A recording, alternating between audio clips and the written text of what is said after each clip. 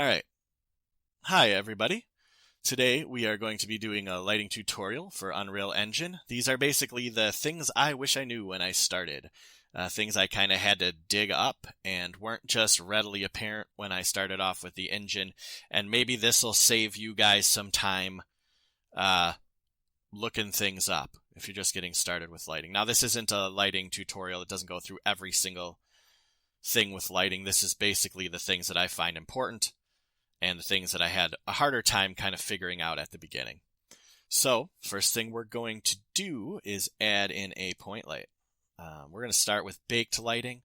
Baked lighting is going to give you the best results as far as the quality of lighting, because baked lighting is going to bounce, and you have that global illumination, which looks beautiful. There are some disadvantages with baked lighting, like you have to bake the lighting, and that takes some time. You have a big level, make a small change, rebake. Sometimes baked lighting can be a hassle, and then the lights really can't move unless you have a movable light. But with the baked lighting, it's a little restrictive, but it will give you the best results. Like I said, getting the UVs set up and everything else sometimes, is a pretty big undertaking. So sometimes you want to use baked and sometimes real time. It's really up to you. So we've got our light in. Let's change the color a little bit. I'm going to make it more like a beige or a kind of a peach color a little bit. Okay, so we've got that in there. Okay, so now first things you probably want to common practice things you want to do. Let's add in a reflection capture. I'm just going to pop it right in the middle of this sphere here. So So since the back sides of the polygons on the sphere aren't, you can see through them, the cube map that the reflection capture will generate will not be interfered with the sphere. So we'll just leave it in the middle there. This isn't the greatest thing to get a cube map of because we only have this little slice, but it will be effective in me showing you what it does and how it can affect the lighting. So the first thing I wanted to show you that might not be relatively apparent when you're going to bake is what you want to do is you want to go to Lit, Optimization, and then go like Light Map Density. Now, your light maps will be usually in your UV channel 2. If you didn't make one in your authoring software, Unreal will try to make one for you.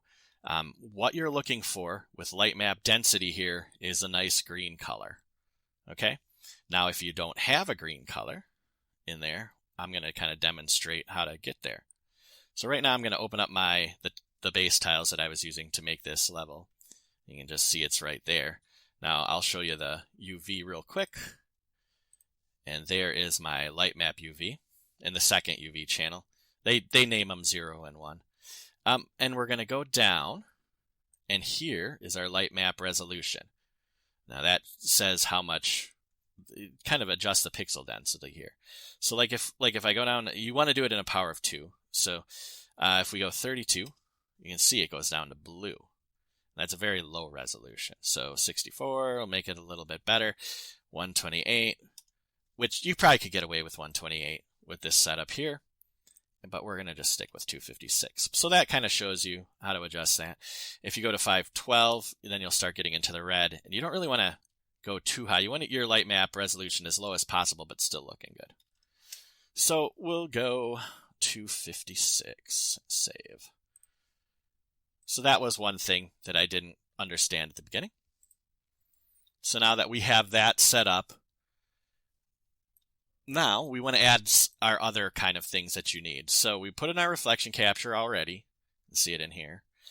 And now we are going to add a light map importance volume. Here's the light map's importance volume. Now you want this to fit around your level. So I'm just going to go to this viewport here, and we'll scale it.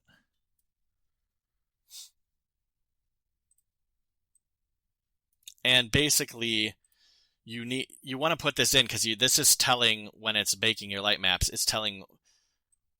it's letting the engine know what's important to look at and where to put the most effort, essentially. So I'm just using the viewports to kind of make sure that it's encompassing the whole level. And then we'll go back. All right. And if any time you want to get rid of the widgets or the lights or the boxes, you can hit the G key and you can get them on and off, on and off. So we'll just leave them on for now. Let's go in and, so now the light mass importance volume's in there. Let's add a post-processing volume. This is kind of like the basic steps for just about any level you're going to do. So when I put in just disappeared, so we'll put another one in. And now the important thing to check in post-process volume, I'm going to leave it a little bit outside of where we are, but still there so we can see that we have one. You want to extend infinite extents. So if you go to details for post-process volume here, you want to check unbound infinite extent. That means that it affects your whole level. Okay. So now with those things in, and we showed light map density and all of that, we're just going to bake. So just build. Let's see what we're set at here. We are at production quality, which we'll try. Hopefully it'll go fast. It should. So as we build away, it will build our light maps. Now once the build is done, let's go to turn that off. Now you can really see how the light is bouncing around. You can see that the red is affecting here, the yellow, and the red are affecting. You can see the red and the yellow affecting the bottoms. It's beautiful. So that's basically it. What I want to show you are a couple things that I found that are really important to know. One is, in your point light, in the actual light, let's make sure we can see it again. You can see there's this indirect lighting intensity. Now that affects how much the brightness of the bouncing, it contributes how much it bounces this light from surface to surface. So like if I increase that number, the light color from this the bounce light color will increase of this color. So like, for example,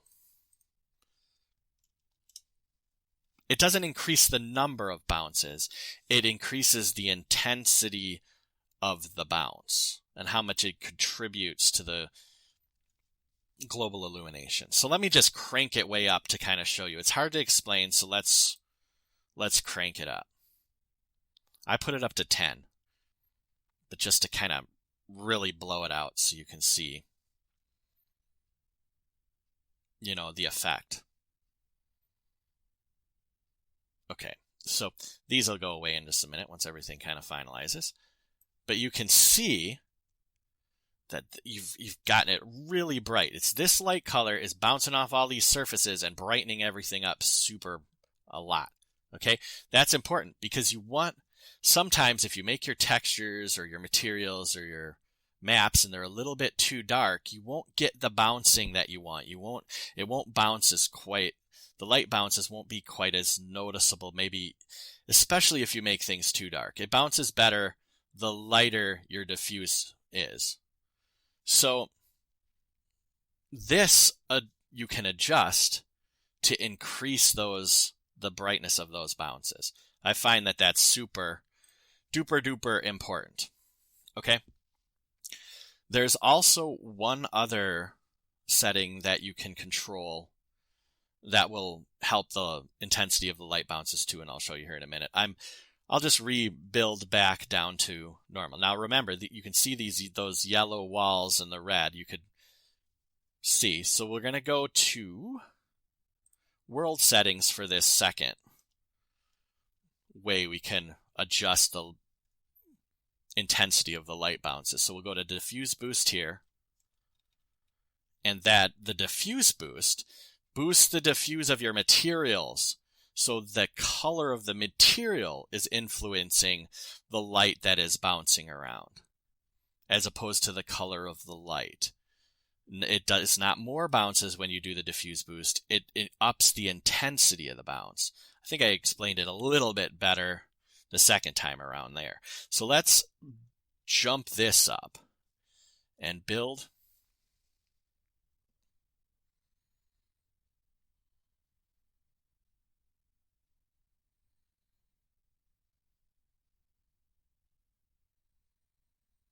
And you'll see the difference. Now, instead of these back plates being mostly yellow because the color of the light was affecting it, now you're getting a lot more of the red because the color of the material is affecting it. So these are great, those two values are great values to change when you're trying to get a more realistic look and you're not getting the bounce that you're looking for.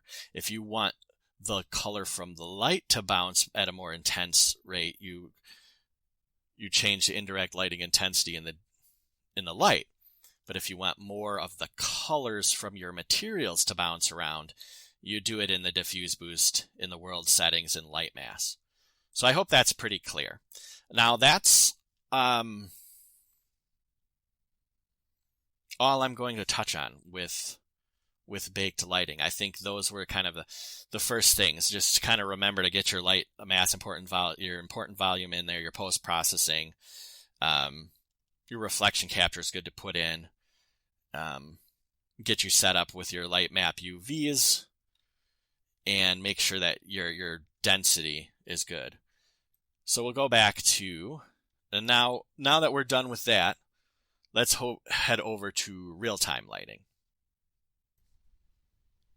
Okay, so we're back. Sorry about the cut there, but now we are going to talk about real-time lighting. So let's change our stationary light that we had in there and turn it to movable and then rebuild, and then we can get rid of the maps, the light maps. So, okay, now we are at, this would be real-time lighting. Okay, so you'll notice it's not as pleasing because you don't have the nice light bounces. And you'll also notice that we have this dark shadow right here. And one of the first things that I found, or that I wanted to know, was how you could get some sort of ambient light in there to get rid of that. You see everything's super dark. Okay? So the best way that I've found is with a skylight. You can also do ambient cube map in post-process volume, but I found that that's a little trickier to get to work right with reflection captures. So I go with skylight, and that's what we're going to go with. So we'll put a skylight in. I'm not sure if it's like more supported or I don't know, but we're going to put it in. And let's change in the settings for the skylight. Let's change this from captured scene because it doesn't make sense to capture the scene because it's just black. And let's change it to a specified cube map. Now you could use a Unreal one. We've got a bunch of different ones that come in the engine. Maybe a good one to maybe just start with, which would be gray. It's goofy to use kind of like the outside ones when you're inside. So you could probably use gray and get away with it. But right now we're gonna just use mine. I made my own cube map. You can see it down here. I'll do a different video that kind of shows you. But the nice thing about mine is that it's very subtle. And you might not even be able to pick it up on the video. But it does add some variation to the lighting, different on the surfaces, and which kind of simulates light bouncing in the real world. It's faking it, I know. But, that's kind of one of the major things you want to look at. Or one thing you want to look at is unchecking this lower hemisphere is solid. If you have the lower hemisphere is solid, the back faces will be dark. But if I get rid of that, bunk, then it'll just give you an ambient everywhere, right? So now you can see how that ambient light affects everything. Now that's too bright, obviously, but we can drop down the intensity, and then we're kind of going to get the effect that we like. So now maybe we have an intensity at 0.3. I think we'll just stick with 3.5 to keep it a little bit brighter for video purposes. mean, this might be hard to see in the video anyways with banding and all of these colors, but hopefully it's enough to show you how this works. So yeah, now we got our skylight in, which gives us, let's change that to movable too, which gives us our kind of our ambience. The nice thing about a skylight too, is what you'll notice, if you come back here, is with the skylight you get nice ambient occlusion. Now you don't get ambient occlusion with a point light or a directional light, but with a skylight you can get this shading in the corners. Even though this isn't being affected by the other light, you still get some shadowing in areas that you don't have lit, which is really nice. So let's adjust that a little bit. Go to post-process volume. We can just type it in. And here's our adjustment. It looks like I've already adjusted. Let's put it back to normal then. Right in here you can see that kind of spread it out because the radius goes up. The higher the radius, the more it'll spread out a little bit, but it'll also kind of be a little bit more taxing on the system. So I like to tighten it a little bit because in the real world it would be a little tighter. And I like to adjust the intensity down. Just something that's pleasing to you, but there's still an effect there. One thing, so when you're doing real world environments, you probably want to adjust this down. If you're doing something stylized though, you can crank this puppy and you can get some really cool, neat shadowing effects where you don't even need to, it adds some cool effects. So, all right. So that kind of shows that off. Let me show you channels. You'll notice that back here, when I go back here, there isn't any light bleed. And the way I eliminated that was if you look at this light here, you can see that it's at channel 0. And if you look at this surface here, it's at channel 1. Now, why is that important? Well, because if you put this at 1, that light won't affect the surface. With real-time lighting, sometimes it has a hard time figuring out the shadowing. So let me show you what it looks like when it's bad. Let's turn that off. Take that, turn it back to 0. Take this, turn it back to 0. And you can kind of back up here. See how you're getting the bleed right there? You're getting the bleed there, and you're getting the bleed there. See? And when you get closer, it fixes. And you could adjust settings, but sometimes one of the best ways to do it is just change this channel. Change it to 1, and boom, no light bleed. So that's really nice. Okay, so we talked about the light bleed. We talked about the AO with the skylight. I showed you my cube map.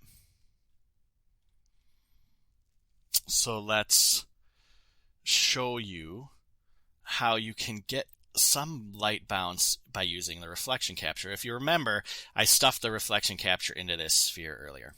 Okay, so we're using real-time lighting. Now, what I found and was really confused about at the beginning with the reflection capture is that if your point light is set to movable, the reflection capture doesn't take into account the effect of the point light on the environment. Okay? If you okay, so let me show you what I mean. Let's build the reflection capture right now. Okay, now this is what we're getting reflected. So basically the only thing that we're getting a reflection of is our light cube map, which is not what we want. What we want is we want the effect of that light to get reflected back. So let me show you that. If you turn it to, let's go back to lit. If you turn it to stationary just for temporary and build your reflection capture, boom. See how it changed? Okay. I'll change it back to movable. Now we look at our reflections. And now you see the colors reflecting back. So the gray wall is reflecting on this side. You've got there. See, so this Smartly using reflection captures with real-time lighting, baking it when you bake the original movable light, you can simulate light bouncing. It's hard to see, but there is a little bit of light bouncing going on now. And I guess you can I think you can pick it up mostly back here. Yeah, here we go. You can see where, hopefully you can pick this up, where you can see where the yellow is bouncing off this gray ball. It's not actually bouncing, but that's the effect of the reflection capture affecting this mesh right here. So that's another way of faking kind of good lighting with real-time lighting. So, all right, so we went through that. One of the other things is, okay, so maybe you don't like the fact that the darkest area you're going to have is going to be that bright. So let's turn it down a little. Okay, so I don't want to turn it down too much because I don't know how that'll translate into the video. So let's turn it down for the skylight, let's turn it down to 0.2, okay? Okay, but now you're like, well, that's all good and fine, but now this is too dark here. How can we fix something like that? Well, now we'll talk about fill lights. I'll just put in a point light quick. Now a fill light is a light where you're gonna think, where you've decided, okay, all of these lights are bouncing around in here, so there would be some sort of more light over here. This is really tricky stuff to do, but I'll give you some tips, I suppose. So here's our light. You'll notice that this doesn't work as a fill light at all. So the first thing we want to get rid of is inverse squared fall off, because you don't want that really bright spot where the light begins. So boom, get rid of that. And so now it's more I don't know, the gradient is softer. So let's turn the brightness, let's change the intensity a little bit. Okay. Now let's also get rid of the specular scale, because we don't want the reflection from it, because that's goofy. So let's turn that to 0. Boom. Now you have a fill light, okay? And you can see it's affecting that shadow. But you can see that this is still looking nice and dark, but you can adjust the shadowing. So you would want to position it in positions where you could change the shadow brightness and contrast. But the problem is this looks like weird. Like it wouldn't work. It wouldn't look like that, So there are ways to fix this. Let's change the intensity a little bit so we can see more of the shadow a little bit more. And then, okay, so now you can adjust the source radius and the source length. So let's just pull the radius up until you can start to see it. And then let's pull the length up. And then let's rotate that. Okay. Now, if you take this and move this closer to you don't want casting shadows. That's our problem right now.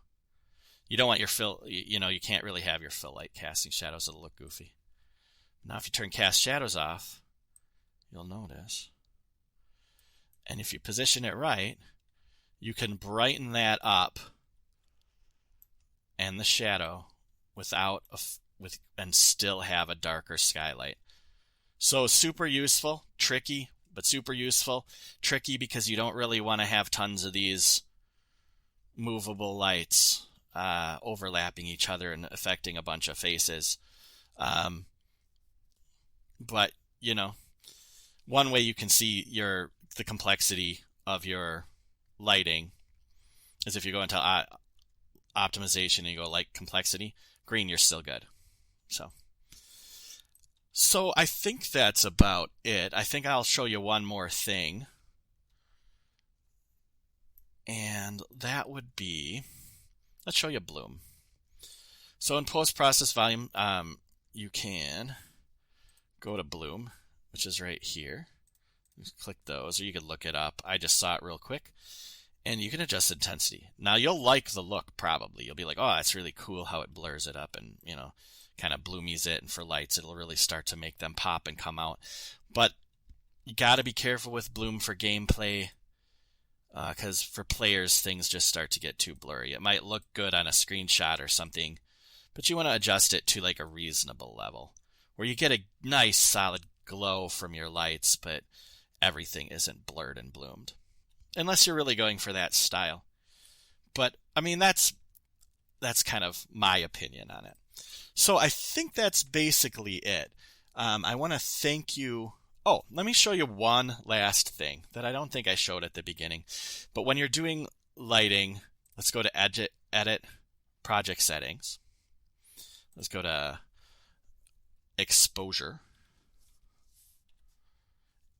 Just typed it into the search.